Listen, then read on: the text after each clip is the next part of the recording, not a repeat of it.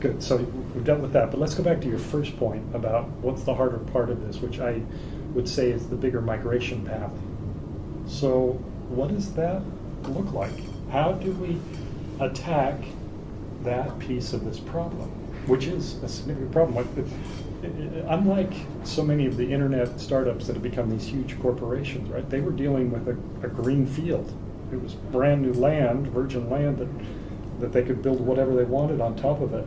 All of this stuff we're talking about, it's existing infrastructure.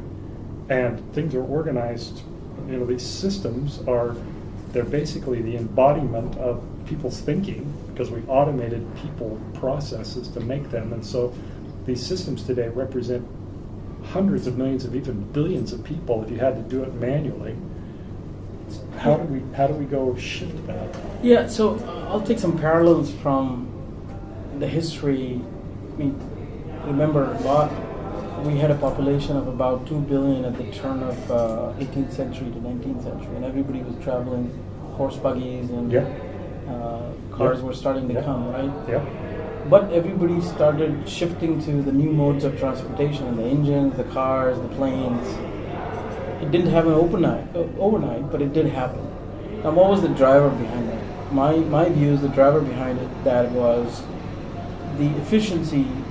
The people who tried that out and the efficiency that it provided to them gravitated them to say, no, it's better to travel by train than by horses because I can travel faster. Yep. In the beginning, it was safety issues, and it was so the transformational change will always challenge people. The only way we can pull through that is if we have quantum leap benefits, and if we can, then it will be easy. So that's one historical example. The other one is the user interface. It means everybody thinks cloud is a very difficult transition. It has lots of inputs and how much size of the machine you need, what size of this. Cloud is a difficult concept for everybody to grasp, but even in spite of it being a difficult concept, if you dumb down the interface or the experience to a human adoption level, then it starts becoming easy.